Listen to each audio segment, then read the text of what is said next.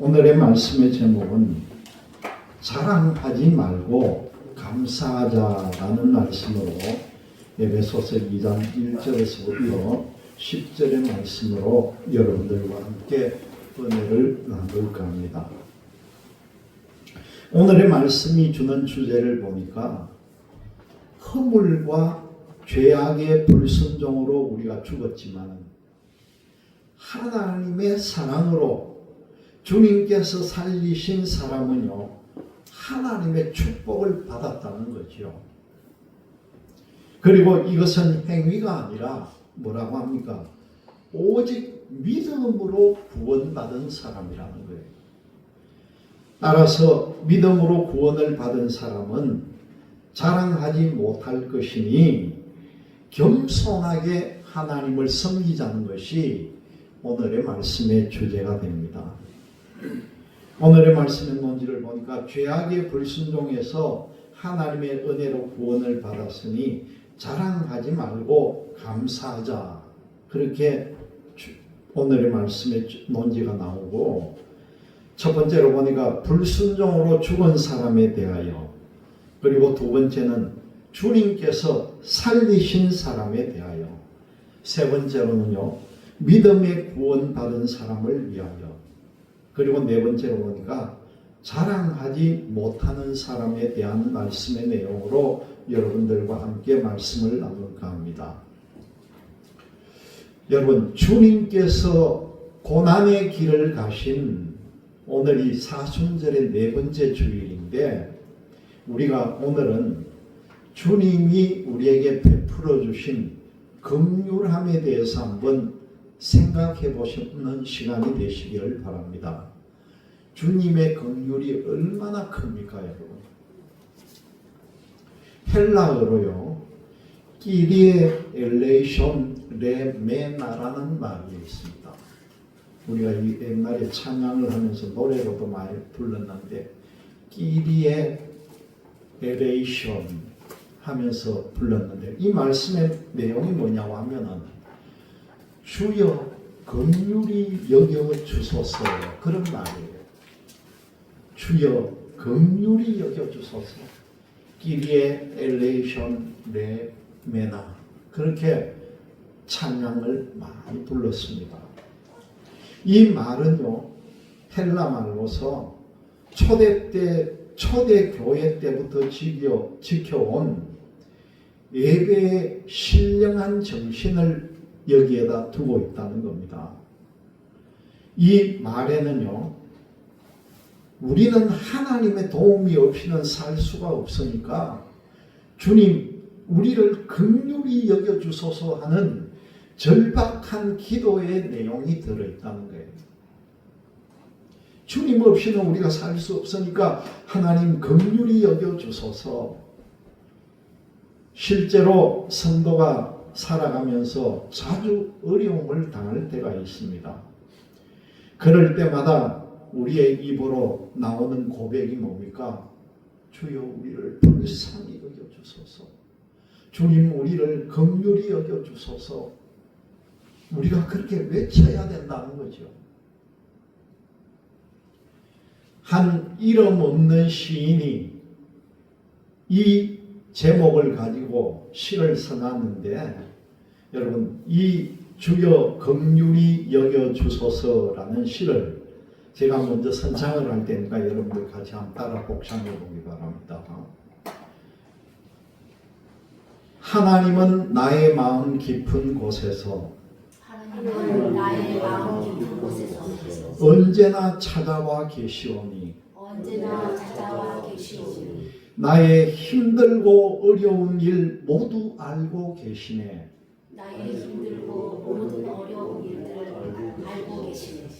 나 주님을 찬양하지 않을 수 없네. 할렐루야.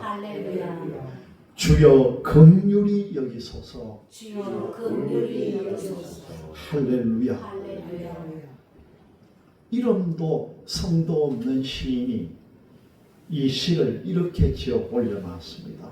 주여 긍휼히 여겨 주소서. 하나님은 나의 마음 깊은 곳에 언제나 찾아와 계시오니 내가 힘들고 어려운 일 하나님은 모두 다 알고 계시네. 내가 주님을 찬양하지 않을 수가 없네. 할렐루야. 주여 긍휼히 여겨 주소서. 할렐루야. 그렇게 외칩니다. 이 시는 주님께서 긍휼히 여기시고 찾아오셔서 위로해 주시고 동행해 주실 거라는 간절한 기도가 담겨 있는 거죠. 여러분, 우리는 여러 가지 죄로 인해서 벌써 죽은 생명인데 주님께서 긍휼히 여기사 모든 죄를 용서해 주시고 구원해 주심을 믿으시기를 바랍니다. 이제는 하나님의 사랑과 은혜를 잊지 말고요. 올바른 신앙생활을 하면서 주님 안에서 우리는 선한 일을 힘쓰고 선한 일을 위해서 살아야 한다는 걸 꼭 기억하시길 바랍니다. 그럴 때에 우리의 신앙이 자라고 그리고 마지막에 주님께서 재림하실 때에 천국에 간다는 걸 가슴 새기는 여러분들이 되시기를 주님의 이름으로 기원합니다. 우리가 올바른 신앙생활을 위해서 자신을 돌봐야 한다는 거죠. 여러분, 우리는 모두가요, 하나님에게 불순종함으로 인해서 벌써부터 죽었던 인생들이에요. 세상에는 불행하게도 하나님이 어디 있느냐고 말하는 사람들이 얼마나 많습니까? 심지어는 교회를 다니는 교인 가운데서도 하나님이 정말 계신지 안 계시는지 의심하는 사람도 있다는 겁니다. 하나님이 안 보여서 낙심하는 사람들에게 시인인 정호성 시인이 제목을 내가 사랑하는 사람이라는 시를 지어가지고 이렇게 소개합니다. 정호성 시인이 내가 사랑하는 사람, 제가 읽어드립니다. 나는 그늘이 없는 사람을 사랑하지 않는다. 나는 그늘을 사랑하지 않는 사람을 사랑하지 않는다. 나는 한 그루 나무의 그늘이 된 사람을 사랑한다. 햇빛도 그늘이 있어야 맑고 눈이 부시다. 나무 그늘에 앉아 나뭇잎 사이로 반짝이는 햇살을 바라보면 세상이 얼마나 아름다운가. 이 정호성 시인은 그렇게 표현합니다. 그늘을 사랑하지 않는 사람, 그늘이 없는 사람은 사랑 안 한다는 거예요. 그늘을 사랑하지 않는 사람도 사랑하지 않는다는 거죠. 시인은 한 그루의 나무의 그늘이 된 사람을 사랑한다는 겁니다. 햇빛도 그늘이 있어야만이 맑고 눈이 부시다는 겁니다. 나무 그늘에 앉아서 그 나뭇잎 사이로 반짝이는 햇살을 보면서 시인은 이 세상이 얼마나 아름다운가 그렇게 표현합니다. 여러분, 나무 그늘에 있으면요, 태양이 잘 안 보여요. 사람도 세상을 살아가다 보면은요, 하나님이 안 보일 때도 있습니다. 그늘이 짙으면 짙을수록 하나님은 사람들에게 전혀 보이지 않을 수도 있다는 거예요. 이럴 때면은 우리들은요, 엄마를 잃어버린 어린 아이처럼 불안해하고 어떤 경우에는 엉엉 울기도 한다는 거죠. 하나님과 엄마는 분명히 계시는데, 그런데 주님께서 우리를 구원하셨다는 겁니다. 여러분, 오늘 1절 말씀을 보면요, 사도 바울이 뭐라고 말씀합니까? 1절 말씀에 그는 허물과 죄로 죽었던 너희를 죽였다 했습니까? 살리셨다는 거예요. 허물과 죄로 죽었던 너희를 살리셨도다. 그렇게 말씀합니다. 여러분, 이 불순종으로 인해서 모두 죽음 가운데 있는 우리를 살리신 그 주님께 감사하시기를 바랍니다. 주님께서 자신이 요한복음 6장 41절을 보면요, 나는 하늘에서 내려온 떡이라고 그랬어요. 주님은 본인이 떡이라고 말합니다. 그것도 하늘에서 내려온 떡이라고. 제자 중에 니고데모가, 이 니고데모는 어떤 사람입니까? 예수님께서 사람이 거듭나야 한다고 했을 때 예수님에게 뜬금없이 묻기로, 그러면은 우리가 엄마 뱃속에 다시 들어갔다가 나와야 거듭납니까? 그렇게 엉뚱한 얘기를 한 니고데모에게 예수님이 요한복음 3장 5절의 말씀을 보면은 사람이 물과 성령으로 나지 아니하면 하나님 나라에 들어갈 수 없느니라, 그런 말씀을 합니다. 그리고 우리가 너무나 잘 아는 요한복음 3장 16절이잖아요. 얼마나 우리가 귀하게 우리가 받은 말씀입니까? 하나님이 세상을 이처럼 사랑하사 독생자를 주셨으니 이는 그를 믿는 자마다 멸망하지 않고 어떻게 한다고요? 영생을 얻게 하려 하심이라. 그렇게 말씀합니다. 주님께서는요, 병이 들었던 이름도 성도 모르는 병들어 죽은 왕의 신하의 아들을 살리는 기적을 베푸셨고, 그렇게 베다니에 있는 나사로, 그 예수님과 친하게 지냈던 나사로도 죽어가지고 무덤 속에 있는 걸 사흘 만에 끌고 나와서 이런 주님이시고, 그리고 나인성 과부의 그 하나뿐인 외아들을 죽은 자, 장례 치러 가는 그 순간에도 일으켰던 분이 주님이신 줄 믿으시기를 바랍니다. 모두를 말씀으로 살리셨다는 거예요, 주님은. 여러분, 주님의 살과 피가 참된 양식이고 참된 음료라는 겁니다. 여기서 참된다 이 말 뜻은요, 진실하다, 바르다, 옳다는 뜻도 있지만은 가장 강한 뜻은 실제라는 말이에요. 진짜 실제로 그랬다는 거예요. 주님의 살과 피를 반드시 먹어야만이 살 수 있다는 겁니다. 다시 말씀드리면은 주님의 살과 피를 먹고 마시는 일이 없이는 아무도 영원히 살 수 없다는 걸 강조하는 거죠.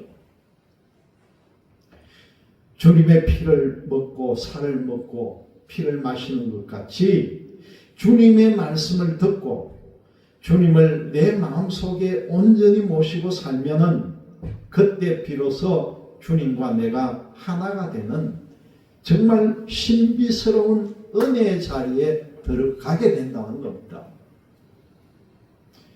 그래서 사도 바울이 오늘 4절과 5절 말씀에 뭐라고 합니까? 긍휼이 풍성하신 하나님이 우리를 사랑하신 그 큰 사랑을 인하여 5절의 말씀에 보니까 허물로 죽은 우리를 그리스도와 함께 살리셨고, 그렇게 말씀합니다. 여러분, 우리는 벌써 허물과 죄로 죽은 생명인데 그 큰 하나님의 사랑으로 주님과 함께 살리셨다는 걸 믿으시기를 바랍니다. 세 번째 보니까 믿음의 구원을 받은 사람들의 말씀의 내용인데, 여러분, 사람들이 어떻게 구원을 받을 수가 있습니까? 이 지구상에 살아가고 있는 모든 사람들이 죄로 인해서 죽을 수밖에 없는데 하나님께서 사람들을 불쌍히 여겨서 독생자 예수 그리스도를 세상에 보내주셨고, 그 주님을 누구든지 주님을 믿기만 하면은 구원받게 했다는 거예요. 그런데 여기에서 분명히 알아야 할 것은요, 사람이 도덕적인 행위나 내가 자선을 베푸거나 기부를 통해서 구원받는 게 아니라는 거예요. 그래서 사도 바울이 오늘 8절과 9절 말씀을 보니까 너희는 그 은혜에 의해서 믿음으로 말미암아 구원을 받았으니 이것은 너희에게서 난 것이 아니요 뭐라고 합니까? 하나님이 너희에게 준 선물이라는 거예요. 그러면서 뭐라고 하십니까? 행위에서 난 것이 아니니 이는 누구든지 자랑하지 못하게 함이라 그렇게 말씀합니다. 너 자랑할 거 없다는 거예요. 우리 개신교에서는 이렇게 행위로는 구원을 받을 수 없다 그렇게 가르치는데 저 카톨릭 같은 경우에는 사람이 어떤 도덕적인 선한 행위나 그런 공적으로도 구원받을 수 있듯이 말씀을 전한다는 겁니다. 얼마나 그게 모순된 사람입니까? 만일 사람이요 자기의 공로로 구원을 받았다면은 자만심이 생기고 교만이 생기게 된다는 것이요. 내가 이루었는데, 내가 베풀어서 했는데 당연한 듯이 그렇게 느낀다는 거예요. 자랑거리가 많아서 교만하게 되기 때문에 하나님의 사랑과 은혜를 무시하게 된다는 거예요. 그래서 사도 바울이 로마서 1장 17절을 보면요 이렇게 말씀합니다. 복음에는 하나님의 의가 나타나서 믿음으로 믿음에 이르게 하나니 기록된 바 오직 의인은 믿음으로 말미암아 살리라 함과 같으니라 그렇게 말씀합니다. 그러므로 오직 믿음만이 구원을 받을 수 있는 황금 열쇠라는 걸 꼭 기억하시기를 바랍니다. 믿음만이 구원을 준다는 거예요. 오늘 사순절 네 번째 주일에 이 믿음을 성실히 지켜서 우리 모두가 구원의 길을 가도록 최선을 다하는 여러분들 되시기를 주님의 이름으로 축원합니다. 마지막으로 보니까 자랑하지 못하는 사람에 대한 말씀입니다. 우리가 구원을 받았다고 누구에게 자랑할 수가 있겠습니까? 한마디로 대답하면은 결단코 우리는 자랑할 수가 없다는 거죠. 왜 그렇겠습니까? 우리 자신의 힘이나 노력으로서 구원을 받지 못하고요. 오직 하나님의 사랑과 은혜로 구원받았기 때문이라는 겁니다. 그래서 사도 바울이 구원을 받은 우리에게 뭐라고 말씀합니까? 여러분 우리 8절 9절 다 같이 한번 읽어봅니다. 8절과 9절 다 같이 너희는 그 은혜에 의하여 믿음으로 말미암아 구원을 받았으니 이것은 너희에게서 난 것이 아니요 하나님의 선물이라 행위에서 난 것이 아니니 이는 누구든지 자랑하지 못하게 함이라. 아멘. 여러분 그렇기 때문에 우리는 늘 어떻게 합니까? 정말 두렵고 떨리는 마음으로 구원에 힘써야 한다는 거죠. 우리 마음속에 떨림이 있어야 합니다. 우리 마음속에 두려움이 있어야 한다는 거예요. 하나님께서 택하신 성도는 오직 믿음의 관점에서만 생활해야 하고 우리는 감히 이 구원을 자랑하지 못하는 거라는 거죠. 그것은 하나님의 값없는 선물이고 하나님의 은혜이기 때문이라는 겁니다.